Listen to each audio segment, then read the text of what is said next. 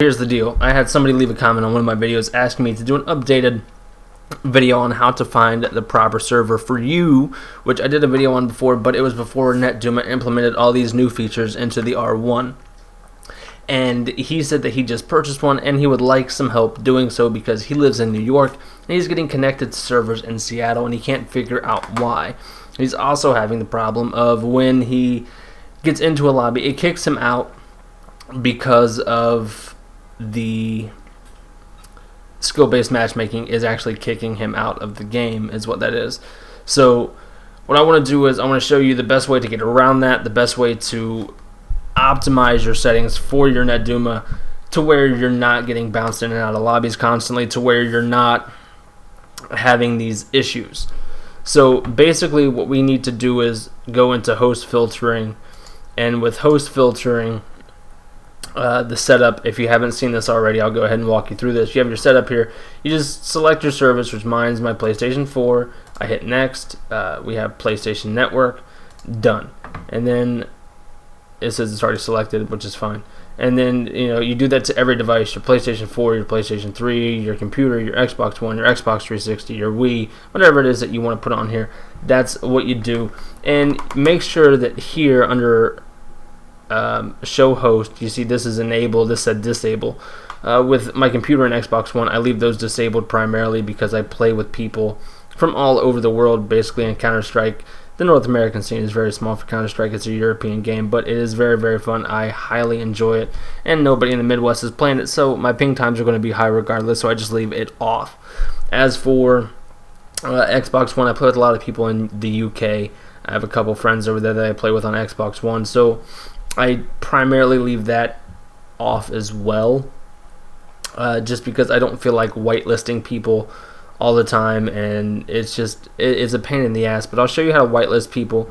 Whitelisting people is very, very easy. It's not really a pain in the ass. I'm just a lazy sack of shit sometimes. So anyway, under that you have your Geo Filter with your map of the world. And with the map of the world, we're going to go ahead and we'll zoom in 5 times here on America. That way it's easier to see. And right here you have auto ping host, kilometers, strict mode, show dormant host, and show legend. And what you want to do is, I always leave my ping assist right here. I leave it at 60 milliseconds. And the reason I do that is I feel that 60 milliseconds is a very large window to get into when it comes to this game, especially in Call of Duty. That's what you're playing, which most people use the Netduma for Call of Duty since the net coding is shit sometimes. But I always leave that about 60 milliseconds. Anything lower than, I mean, you can drop it down to 50, but I've had some problems with that. I like to leave it right about 60, just because the game has built-in lag. If you didn't know that, the game has built-in lag. It starts before matchmaking even comes into a factor. So there's always that going on. And then my filter by distance, I have it set at 865 kilometers. For those of you who are not on the metric system and don't know what 865 kilometers is, much like me, I have no idea. I untick kilometers and it converts it to miles, and it's roughly 537.5 miles. So from where I am here in Ohio, it has this big radius, which a lot of it is covered by water with the Great Lakes.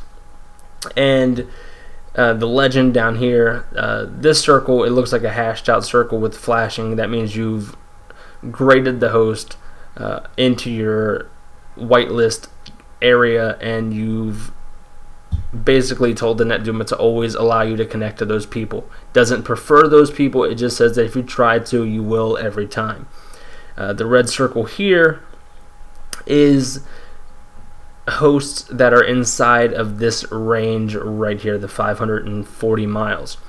The squares are dormant hosts. These are people connected to the game that aren't actually playing. They're just there taking up server space. And then you have the people outside of your range and the people that you blacklist, the blocked hosts, the ones that are shit, the ones that bounce up and down on the ping graph constantly, and it's just lag spikes out the ass. We've all been in a lobby like that.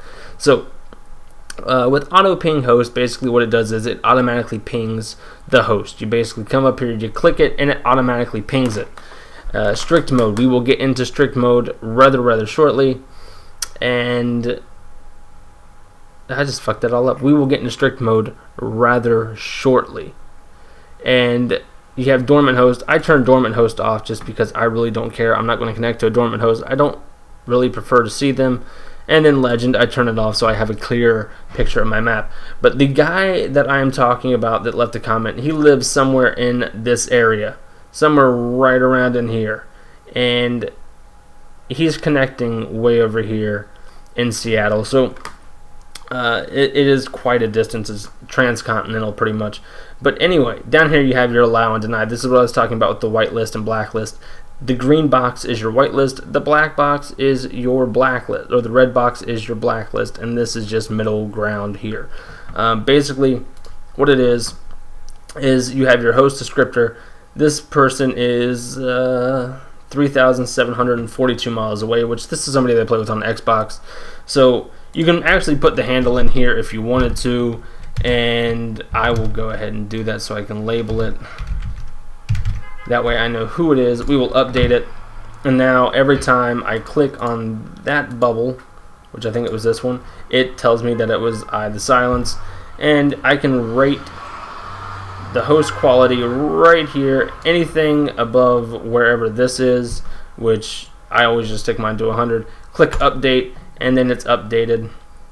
And you have your other host here. I think that might actually be Nate, but I don't know. I had all these labeled at one point and they've gone away. I don't know where they went, but anyway, that's irrelevant. So that's how you whitelist people. You basically click on the host, you come down here, you slide this over, click update, and you can put in the handle if it's your friend or whatever, and you will connect to that server every time, regardless if it's in your bubble or not. That is one thing. So if you've rated a host as 100% and you've updated it, even though it was outside of your bubble, it will always connect you to that if it's available. And I will actually show you what it looks like connecting to a server, or connecting to a host rather. Right here you have all these bubbles. These are the people outside. It won't let me connect to those. And I will demonstrate the auto ping feature. It's this one here. You click it, and there it goes. It's auto pinging now, and once it pops up, there it goes. It started really high, then dropped down to about 30 milliseconds. Is that actually the host? Yeah, that's actually the host. Okay, and as you see, it's jumping up and down. And we just lost connection, maybe? No, we didn't. So anyway, it's jumping up and down. This is very common in the pre-game or pre-lobby, and the pre-game lobby. See, dude, I can't even talk today, but it balances out right around 30 milliseconds. It's every circle. You can click every circle. It'll ping everyone automatically. And here's your slider. You can adjust your slider. Like this one's down to about 30. And you can change your slider here, and then click update, and it bounced me out of that into a different lobby. So anyway, there's that. Let's actually get out of here before the game starts, because I cannot concentrate the way it is with everything going on outside. So that's that. Now, as for your strict mode, with strict mode, if it's unchecked, let's try to hop into a game here and see if I can show you what I'm talking about. It might not. Yes, right here. This is not necessarily in my filter. It's kind of on the edge. But with strict mode, what it does is it makes you stay within a certain distance, or it makes you stay within your range here. The strict mode off will allow you to connect to hosts outside of this circle if they fall under this ping time of 60 milliseconds. So if you're having trouble getting a game inside of your host filter range, you can always uncheck strict mode and slide this down to about 40 or 50 milliseconds, and you'll be good to go. If you cannot, or if you prefer not to do that, you can always click this box right here. It will increase your radius by about 150 miles every time you click it, 125 miles, and it will expand your circle. That way it's easier for you to find a game without actually going too far out of a decent area. That way you're not connecting halfway across the world to play one round of Call of Duty to get destroyed. So anyway, congestion control is the next thing that we want to talk about. Congestion control, basically, it's anti-flood. I have it set on 70 and 70. That means that if anyone in the house is using anything, Netflix, they're using the Apple TV, they're doing homework on the laptop, reading something on their phone, playing with iBooks, playing with YouTube, whatever it is, and trying to print shit off in my house with the wireless printer, they can only use up to 70% of my download capacity that I have in my house and only use 70% of my upload capacity, leaving me with 30% for each. That way, it's basically pushing more internet to my PlayStation 4, and it's the same with this. I leave this all on 9 just because it really doesn't bother me to have it down low, because there's not really a whole lot going on. I usually don't play at night. I mean, if I do, everyone's asleep when I play, and if I'm actually just playing when people are home, I might take this up a little bit, but really the only thing getting used is the Apple TV or the DVD player, which is one of these down here, to stream Netflix or something of that nature. So that's really all I do with that. Like I said, 70/70. This I don't really mess with. I've never had any problems otherwise. And with host filtering, it'll have to load up again. I leave the ping assist on 60 milliseconds and the miles at about 540, somewhere around in there is good. I just don't want to jump too far. 500 miles, whatever it is. Strict mode is enabled. That way I don't have to worry about my ping assist. But if times are tough, uncheck that and you're good to go. If you guys have any questions, don't forget to leave a comment on the video asking me. You can also follow me on Twitter. The link is down in the description below. Sometimes I stream on Twitch. The link to it's down below as well. Follow me on both. Come hang out, engage in some conversations, ask me questions. I'm always available to help out if I can. If it's your first time here, don't forget to subscribe, like the video on your way out the door. And until next time, guys, I'm Beast, and I'm fucking out.